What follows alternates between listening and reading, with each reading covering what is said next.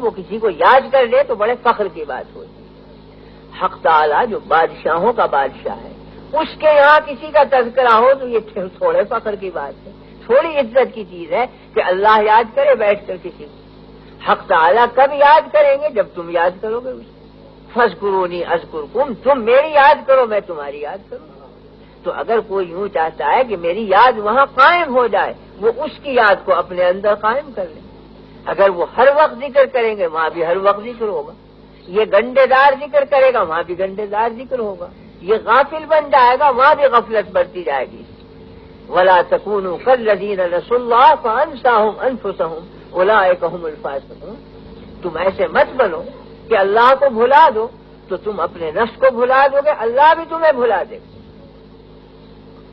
قرآن کریم میں فرمایا گیا کہ جو لوگ قرآن یاد کر کے اسے بھول جائیں گے تو قیامت کے دن حق تعالی نابینا اٹھائیں گے اس بندے کو۔ وہ کہے گا کہ رب لما حشرتنی اعمی وقد كنت بصیرا، اے اللہ مجھے اندھا کیوں اٹھا، میں تو بینا تھا دنیا میں تو دیکھنے والا تھا۔ قال كذلك اتتك آیاتنا فنسیتها فكذلك اليوم تنسى، ہم نے اپنی آیتیں تیرے سینے میں ڈالی تھیں، تو نے انہیں بھلا دیا، ہم نے تجھے بھلا دیا۔ تو اگر یہ نسیان کا برتاؤ کرے گا ادھر سے بھی نسیان ہو جائے گا، یہ ذکر کا برتاؤ کرے گا ادھر سے بھی ذکر ہو جائے گا۔ فرما حق تعالیٰ نے، حدیث قدسی ہے کہ اے بندے تو اپنی تندرستی کے زمانے میں مجھے یاد رکھ تاکہ تیری بیماری کے زمانے میں میں تجھے یاد رکھوں، تو اپنی تونگری کے زمانے میں مجھے یاد رکھ تاکہ تیری مفلسی کے زمانے میں میں تجھے یاد رکھوں، تو صحت کے زمانے میں مجھے یاد رکھ تاکہ بیماری کے وقت میں تجھے یاد رکھوں جب کوئی تیرا یاد کرنے والا نہیں ہو، تو اپنی دنیا میں مجھے یاد رکھ تاکہ تیری قبر میں میں تجھے یاد رکھوں۔ جو یہاں یاد کرے گا وہ یاد وہاں کام دے گی، جو یہاں بھول جائے گا تو وہاں بھی وہ قسم پرسی کے عالم میں ہوگا۔ اس لیے ذکر اللہ نہ صرف کائنات کی روح ہے بلکہ انسان کی بھی روح ہے، انسان کی روح ہے۔ اگر ذکر منقطع ہو جائے تو روح پر مردنی چھا جاتی ہے۔ اگر احساس ہو، فرق یہ ہے کہ سیاہ کپڑے پر ہزاروں دھبے ڈال دو احساس نہیں ہوگا کہ اس پہ دھبا ہے اس لیے کہ خود رنگی سیاہ، اور سفید کپڑے پر ذرا سا دھبا لگا دو تو نمایاں ہوگا، محسوس ہوگا۔ تو جن کے قلوب میں غفلت رچ چکی ہے ان میں اگر 10 غفلتیں بڑھ جائیں احساس نہیں ہوگا کیونکہ غفلتوں میں رنگا ہوا ہے دل، لیکن یاد کرنے والا اگر منٹ بھر غافل ہو اسے احساس ہوگا کہ کیا چیز چھن گئی میرے اندر سے۔ تو احساس پیدا کرنا چاہیے ذکر اللہ کا۔ زندگی یہی ہے، فرق انفرادی زندگی بھی اسی میں ہے، اجتماعی زندگی بھی اسی میں۔ زندگی نام ہے فی الحقیقت شیرازہ بندی کا، موت نام ہے شیرازہ بکھر جانے۔ یہ بدن آگ پانی ہوا مٹی جمع شدہ موجود ہے، کہا جائے گا زندہ ہے۔ قبر میں جا کے ریزہ ریزہ ہو کے اجزا بکھر جائیں گے، کہا جائے گا کہ موت آ گئی۔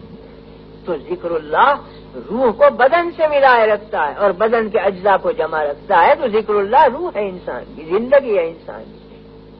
یہ نہ ہو تو آدمی کی زندگی ختم۔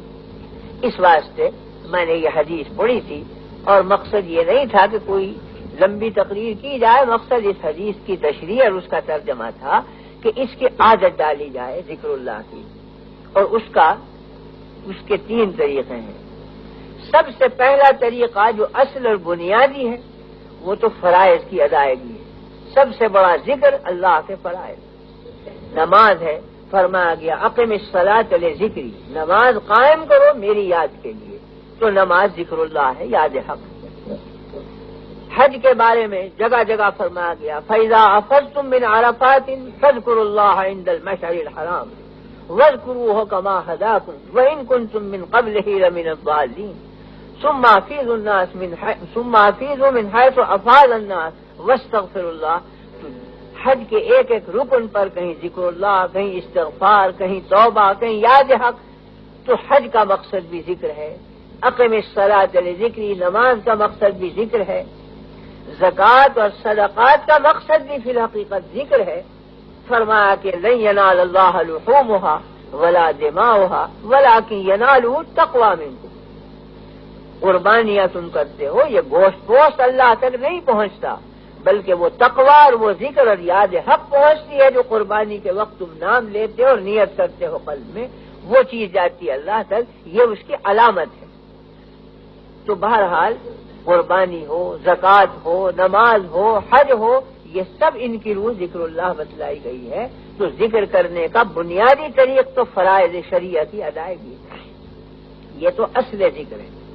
لیکن اصل ذکر کی ساتھ ساتھ امر کیا گیا کہ یا ایھا الذین آمنوا اذکروا اللہ ذکرا کثیرا، اے لوگوں اللہ کی یاد کرو ذکر کثیر کے ساتھ۔ تو ایک ذکر اصل ہے وہ فرائض ہے، اور ایک ذکر زائد اور ذکر کثیر ہے وہ اس کے اوپر ہے۔ اس کے دو طریقے ہیں، ایک موقت اور ایک غیر موقت۔ موقت طریقہ یہ ہے کہ صبح اور شام کا وقت مقرر کر کے کچھ تسبیح اور تحلیل کر لیا کرے آدمی بیٹھ کے، صبح کی نماز کے بعد بیٹھ گئے، فرض کیجئے کہ 100 مرتبہ آپ نے پڑھ لیا کلمہ تمجید، سبحان اللہ والحمد للہ ولا الہ الا اللہ واللہ اکبر، 100 مرتبہ استغفار پڑھ لیا، 100 مرتبہ درود شریف پڑھ لیا، اسی طرح شام کو پڑھ لیا۔ فرمایا گیا فسبحان اللہ حین تمسون وحین تصبحون ولہ الحمد فی السماوات والارض وعشیا وحین تظہرون، کہ تسبیح کرو اللہ کی، کچھ صبح کو، کچھ شام کو، کچھ دوپہر۔ فسبحوہ بکرۃ وعشیا، صبح اور شام تسبیح کرو اللہ کی۔ تو یہ ہے موقت طریق کہ ایک وقت باندھ کر کچھ تسبیحات پڑھ لے آدمی، 100 مرتبہ نہ ہو 33 مرتبہ پڑھ لو، 33 مرتبہ نہ ہو کچھ اور کم کر لو، مگر ایک عدد معین کر کے، ایک وقت معین کر کے نبھا دو اس کو۔ حدیث میں ہے کہ خیر الامور ما دیم علیہ، بہترین عمل وہ ہے جس پر ہمیشگی اور دوام برتا جائے، وہ قلب میں جڑ پکڑ لیتا ہے، رسوخ پیدا کرتا ہے۔ پہاڑ کی ایک سل ہے، اس پر گرد پڑ گئی، آپ نے لاکھوں من پانی بہا دیا، گرد دھل گئی، تھوڑی دیر کے بعد پھر پڑ جائے گی۔ تو منو پانی بہا دینے سے ظاہری صفائی آ جاتی ہے، مگر کوئی اندر نمی نہیں پہنچتی چٹان کے اندر۔ لیکن اگر ایک قطرہ آپ گراتے رہیں برس دن تک تو پتھر کی سل میں سوراخ پیدا ہو جائے گا۔ تو تھوڑا تھوڑا عمل ہو تو قلب میں جڑ قائم ہو جاتی ہے، اور ایک دن آپ نے 50 نمازیں پڑھ لی اور پھر غائب ہوئے تو برس دن تک غائب، تو گرد دھل جائے گی، اجر مل جائے گا، لیکن قلب میں کوئی ملکہ، کوئی بنیاد، کوئی جڑ نہیں قائم ہوگی۔ تو تھوڑا عمل ہو مگر دوام کے ساتھ ہو، وہ کارآمد ہوتا ہے، دل میں ملکہ پیدا ہو جاتا ہے، جڑ قائم ہو جاتی ہے۔ تو 100 مرتبہ نہ ہو 50 دفعہ صحیح، 50 دفعہ نہ ہو 21 دفعہ صحیح، 11 ہی مرتبہ صحیح، مگر نام حق لیا جائے ایک مقرر وقت تک، کچھ تلاوت کر لی، کچھ تسبیح، کچھ تحلیل، کچھ تکبیر، چاہے 10 منٹ میں ہو مگر پابند ہو جائے آدمی، 40 دن کے بعد خود محسوس ہوگا کہ کیا اثر میرے قلب کے اندر قائم ہوا۔ من اخلص للہ 40 صباحا تجری من قلبہ ینابع الحکمت، حدیث میں ہے کہ کسی عمل کو 40 دن خلوص کے ساتھ مسلسل کرے تو قلب میں سے حکمت کا چشمہ پہ پڑتا ہے آدمی، ایک بنیاد قائم ہو جاتی ہے یاد حق کی، جس کی جیسی مناسبت ہے ویسی معرفت شروع ہو جاتی ہے۔ تو ایک ذکر کی یہ صورت ہے ذکر کثیر کی کہ مقررہ وقت پر آدمی کچھ اللہ کا نام لے، اور دوسری صورت یہ ہے کہ غیر مقررہ طریق پر عادت ڈالے آدمی کہ کوئی نہ کوئی اللہ کا نام نکلتا رہے اس کی زبان میں، اللہ اللہ، سبحان اللہ، لا الہ الا اللہ، اللہ اکبر، اٹھتے بیٹھتے چلتے پھرتے کھڑے ہوئے بیٹھے ہوئے، وضو سے بے وضو، کوئی قید نہیں۔